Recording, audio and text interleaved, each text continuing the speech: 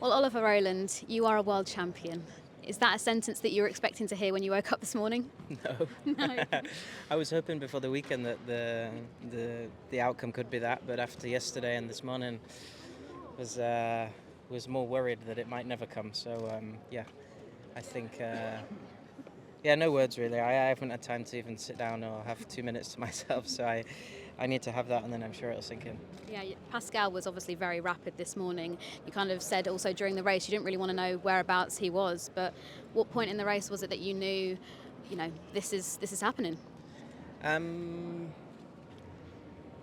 I wasn't aware where he was at all. My engineer came on, I don't know what he said, with like 4 or 5 laps to go. He said, "Oh, P4's good." I thought that's a bit weird. And then I looked at the TV screen, and the first one I looked at I got to about 8th, and then I went past it, and I thought, oh, he's not in the top 8 then. And the next time I came around, looking again, and I found him in. Actually, the time after I started from the bottom. Yeah. So I started looking for the bottom, and I found him quite low, and I said, oh, okay. I didn't know if he'd had a problem or something. So then I was aware that 4th would be enough if he didn't score. So I knew that myself. Yeah. So yeah, but then I didn't want to ask because I didn't want to jinx anything. That's fair.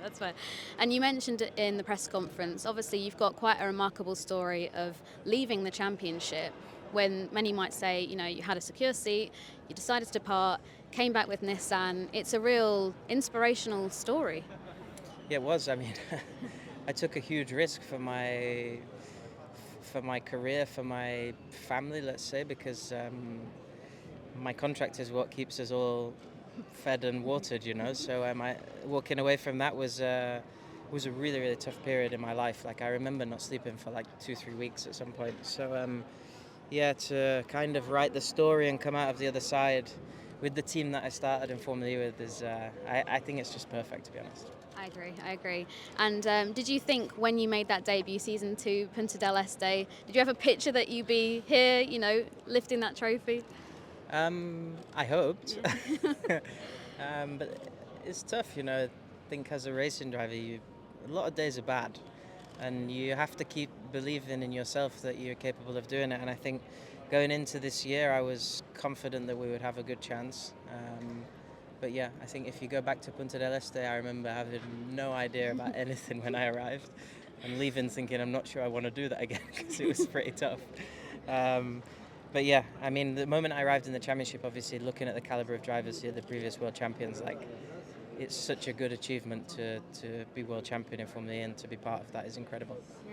And obviously you had such a dominant start to the season. Everyone was saying, oh, you must have it in the bag. Then obviously, a few races with some non-scores and low finishes. Were you getting a little nervous, or? Yeah, I was nervous, I'm not going to lie. Yesterday I was really disappointed with myself, really, really disappointed. But you can't turn back the time, and that's what's really annoying sometimes. I knew what I'd done wrong, but I couldn't change it. And then obviously you add 5-place grid penalty on that. Then Pascal does pole. In my mind for the last 5 races, it's been like, okay, if he does pole and win fastest lap, like, what do I need to do? Yeah. And yeah, yesterday was a big loss. And then, yeah, I think it's just typical Formula E, right? One moment you're here and the next you're here. So, yeah, I think that the race itself was one of the hardest I've done, to be honest. Yeah, looked pretty aggressive out there, and you sort of said, at some point you had to kind of be that elbows out driver that we know you to be. Yeah, I mean, I was playing it safe in 6th or 7th, but then I knew people were coming, they want to be in 6th or 7th, or they want to be even further forward. And at some point I was just like, okay, I'm going for it. Well, congratulations. Yeah, congratulations, Ollie. Well done. Well, Nick, Taylor Swift's love story was playing out on the podium, which can mean only one thing, and that is you have won another Formula E race. How are you feeling after that incredible drive from the back of the grid right up to the front? Yeah, thanks so much. I'm super happy and proud of that one. I feel like I managed it well. I was patient. Big thanks to my team. They also supported me with all the right information. The attack mode called perfectly, and yeah, it's probably almost the best we've worked together as a group. Very, very cool. Yeah, and such a dominant weekend as well for Jaguar. Obviously, Mitch yesterday and you today. It's going to be quite nice going into the home race in London. Yeah, exactly. I mean, it's been a big team turnaround for us in the teams championship this weekend. It's really put us in the fight for the top 3, and hopefully we can get there and save the season a bit. Yeah, very much so. And obviously at the start of the season with Mitch's win, but then after that, things kind of dipped off a little bit. I know in pre-season you weren't quite sure where the performance was going to be, but I guess to end with this momentum, it can also show how quickly things can turn around in Formula E. Exactly. I mean, we have different styles of races and racing here. We have different styles of tracks, and obviously some suit us and some don't, right? So, we go through highs and lows in a championship. Unfortunately, there's probably been a few too many lows that we would have liked this year. However, at the same time, these moments have been pretty cool, and we've had a few of them now, which is really making it up for us. Well, Pascal, I think it's fair to say it's been a bit of a roller coaster weekend for you. Obviously, the podium yesterday, the high moments, bringing your daughter on there, and then the pole position today. But then, the race, finishing 16th, championship is now no longer, in the fight. Can you talk me through how you have experienced this weekend? Yeah, I mean, looking at yesterday and today in the morning, there were only positives. We were very competitive in the wet and in the dry. In the wet, both one lap and race. In the dry, we were quick on one lap. But in the race, something similar like in Shanghai happened. We, starting from the front, we have a good car for one lap, but we have not a great car for the race. I mean, there's so much loss of pace compared to the others in the race. Cars eating up tires. Probably we could have done better on the attack mode on the first one instead of taking 2 minutes, 4 minutes like all the other cars around us, which made us lose quite a lot of positions. But that shouldn't be an excuse how to drop from P1 outside of the points. It's the second time now where this happens when we are at the front, and for me it's clear that there's something else as well on the car which doesn't enable us to extract everything out of the car. I mean, this morning you looked untouchable, and then we get into the race. Like you say, the strategy was very different to those around you. Was that, you think, where it started to fall apart? Because it doesn't sound from what you're saying like there was an issue with the car, but the way you just dropped down the pack, it was very surprising. Yeah, I mean, the first couple of laps, when the tires are not super hot, the grip is still okay. We were a bit exotic on the strategy, only taking 2 minutes, but which meant we had more attack mode time left at the end, but there's just no pace, so I couldn't make up the positions again. I mean, overall for our car, let's say starting P1, 2 and 3, it was not a great day. And obviously we head to London. There is still things to fight for, manufacturers, teams championships, things like that. Kind of how would you summarise this season? Obviously you've got the number 1 on your cap.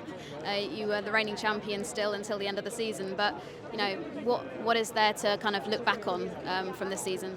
Yeah, the focus is clear on the teams and manufacturer championship. We fought hard to get close on the driver's one, and obviously up to qualifying it was looking like a very strong weekend. Me myself, I'm just trying to extract everything out of the car without thinking too much about points or about championship, because we were not in a position to do so. Every race was all in and try to execute and take home whatever we can. So the focus is clear on London to secure the other 2 championships. And have a happy end to our season. Felipe Drugovich, Formula E point scorer. It's a sentence that just sounds right. Don't you agree? Yeah, it was a good race. Finally getting some smooth running and throughout this weekend, which was quite difficult until then. I think qualifying again was really difficult with some issues, and to turn back and go for the points and still had more on the table, it's really good, and I think it's something that in this case I like to say that I had a little bit more on the table. Normally that is not something that I like to say, but in this case I think it's something that really makes me happy, because I know what to improve for the next times and I can do even better, so that's something quite satisfying. And 19th to 7th as well, in a race that I feel like was peak Formula E. So much elbows out racing. You didn't know what was happening one moment to the next. Like, what was it like climbing up that grid? Talk me through it. Yeah, it's pretty cool. At the end we were making quite some moves when we were in attack mode, and that was quite cool. I would say, you go through the people. It's like going through traffic, and just sometimes holding back a little bit. Obviously, the car is not mine. I'm not driving for the team the whole year, so you need to take a bit more extra care. But no, it was really nice. Yeah, so you came into this weekend, had to take the penalty for the changes, which felt kind of a little unfair on you. Obviously, you're just rocking up and you're already having to serve penalties through no fault of your own. But how would you kind of describe this as your first Formula E weekend? Yeah, I think it's something that I really enjoyed, to be fair. Obviously, the last race I really enjoyed. All the rest was very tough and stuff out of my control. But at the same time, it was really nice now, and I enjoyed it. Yeah, and Mahindra, they've got their driver lineup sorted. But is there anyone else along the grid that you've maybe had some conversations with, or would like to have conversations with? Even if I had, I wouldn't tell you. But I know at the moment I have no talks or anything. So yeah, let's wait and see. Well, Jake, congratulations! Another piece of silverware. You must be pretty chuffed with P2, considering how the day started. Even the whole weekend, it's been a pretty rocky road this weekend with unfortunate mishaps, but yeah, super excited to get my second podium of the season. P2 was probably the maximum today. Nick was a little bit out of our reach, but was well executed. Yeah, and positive momentum going into London, a circuit that you know very well at. You've had plenty of success at. Excited to be heading back there? I am now, to be honest. After qualifying this morning with the red flag and all that, I was just so done with it. But you're only as good as your last race in Formula E, and to be second is a great feeling. Yeah, and I know that you're pretty close with Ollie. You were at his wedding. You guys go back a long way. It must be so nice to see him experience what you have once before. I mean, yeah, if there's one person I could choose to win the World Championship, it's Oliver. If it can't be myself, so super happy for him. Fully deserved, unreal talent, and it's nice that he's obviously got the car and the opportunity to do it now, where he hasn't always had that in Formula E. So yeah, world class. Yeah. And obviously today was such a different strategy in terms of no pit boost. The weather was also completely flipped. You came from 16th up to 2nd. How was it climbing up through the grid? Because from my perspective, it just looked to be madness. Yeah, I think it was pretty chaotic. Hopefully the fans back at home can still understand what's going on. We are obviously saving a lot of energy at the start of the race to allow us to propel forward when it matters. And it was just perfectly executed, stuck to the plan, and it worked out really well. So looking forward to watching it back, as I'm pretty sure it will be quite hard and chaotic to watch.